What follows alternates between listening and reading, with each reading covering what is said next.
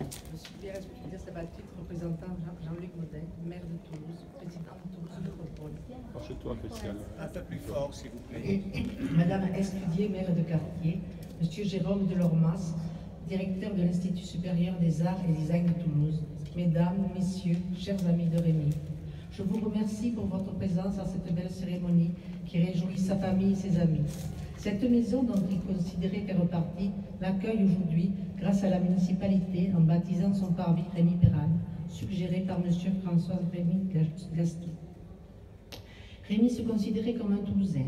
De sa naissance en 1935 à son décès en 1918, il a vécu une grande partie de sa vie et accompagné la majorité de sa carrière dans la Ville Rose. Mais il est revenu à Castelnau d'Estrettefond, ses origines, pour sa retraite. Merci à sa cité d'avoir appelé sa médiathèque Rémi Perrane. Rémi a fait sa carrière ici. Il a étudié dans ce prestigieux établissement qu'était l'École des Beaux-Arts. Ses maîtres lui ont donné de nombreuses connaissances qu'il n'a jamais reniées. Et c'est grâce à cette boîte de couleurs bien remplie qu'il a pu se découvrir, trouver son style et faire ses recherches. Il ne s'est jamais éloigné de ses enseignements, il les a transformés. Si Rémi a été portraitiste des hommes et de sa vie, il a par tous les temps fait ce qu'il considérait être son travail de peintre, c'est-à-dire parcourir le monde, sans jamais oublier de partager et d'enseigner. Il était très exigeant et bienveillant avec ses élèves, encourageant avec les débutants, serviable et généreux. Il aimait la perfection et la recherche. Si l'élève dépasse le maître, c'est que le maître a bien travaillé, disait-il. Le devoir du maître, c'est de permettre à l'élève de se réaliser. Il ne se contentait pas de peindre ce qu'il voyait. Il a mis ses années de professeur d'architecture et de copie d'œuvres d'art au service de ses recherches. Il a travaillé avec des scientifiques pour réaliser des toiles surprenantes pour beaucoup, sur l'invisible pour notre œil. Il les a intitulées « Énergie ou Cosmos ». Ses mouvements et ses couleurs ont fait partie de sa vie de 2000 à 2018. Rémi a vécu à 100 à l'heure. Il a peint la vie toulousaine. Certaines de ses toiles sont dans de nombreux restaurants et bars de la ville. Quand il peignait sur le motif, il aimait parler, partager, expliquer, surprendre les personnes qui se rapprochaient de lui. Quand il était dans son atelier, il était toujours accompagné par la musique d'un opéra, italien de préférence. Sa seconde passion, chanter. Il faut dire qu'il aurait pu rentrer à l'école de la Scala de Milan. Mais il a fallu choisir, peinture ou chant. Il a aimé la corrida, ses couleurs, son mouvement, sa fête, sa musique. Sa jeunesse lui a permis de lier amitié avec l'armée, et particulièrement la Légion étrangère. Il a de nombreuses toiles au musée de la Légion, à Aubagne. Mais Rémi est aussi un globe-trotteur. 50 pays visités et croqués. Peint. Son carnet à dessin lui servait de traducteur. Il aimait rire, faire la fête, et aussi peindre pour l'art sacré. Monseigneur Coligny disait que c'était pour lui sa façon de se recueillir. Son optimisme, sa joie de vivre, sa camaraderie ont amené Rémi à aider les autres, à œuvrer dans des associations où il a côtoyé Michel Legrand, Claude Nougaro, son ami, et bien d'autres. Son crayon faisait des portraits, des affiches. Sa gentillesse mettait en place des manifestations. Mais sa passion pendant 10 ans de sa vie, ça a été Venise. Il a vécu pour cette obsession une grande exposition à Venise, pour Venise. Un jumelant l'âge Toulouse-Venise pour ces deux cités si chères à son cœur. Le destin en a voulu autrement. Ces toiles ne sont pas parties à Venise, elles ont été exposées au Palais des Congrès Pierre-Baudis à Toulouse. Elles dorment aujourd'hui dans son atelier. Une d'entre elles se trouve dans la salle Subra, quartier Saint-Cyprien.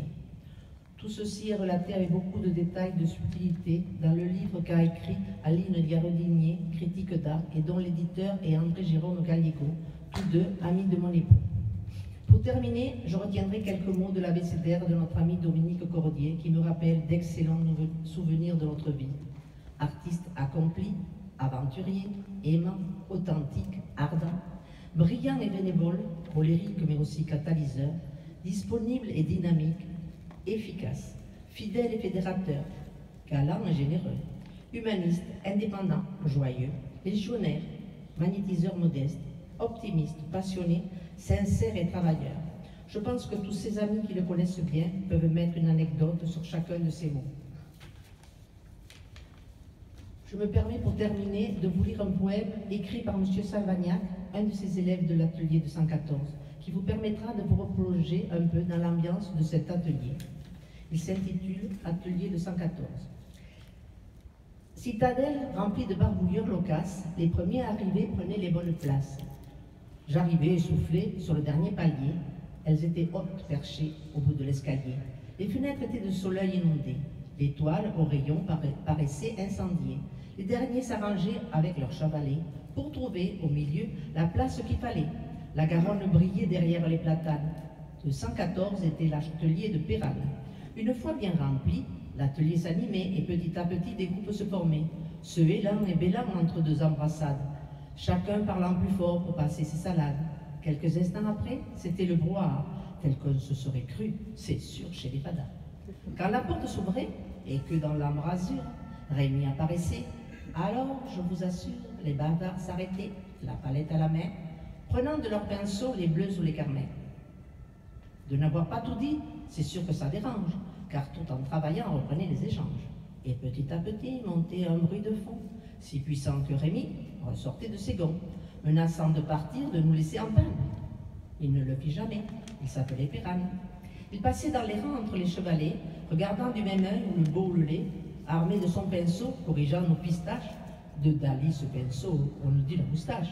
Je pense à ces matins, quand arrivait Rémi et qui disait « Voilà, écoutez mes amis, j'ai vendu un tableau à midi, pas l'histoire. À tous, sans exception, je paie un coup à boire. Nous étions vraiment bien et le temps a passé. Beaucoup de souvenirs qu'on croyait effacés remontent peu à peu, tellement qu'on regrette de tous ces jours heureux, hélas, ne se répètent. Tu fus mon professeur, tu deviens mon ami. Merci pour tes conseils, tes leçons, cher Rémi. Que ton pinceau longtemps imprime sur les toiles, dans des fonds du ciel bleu, des myriades d'étoiles. »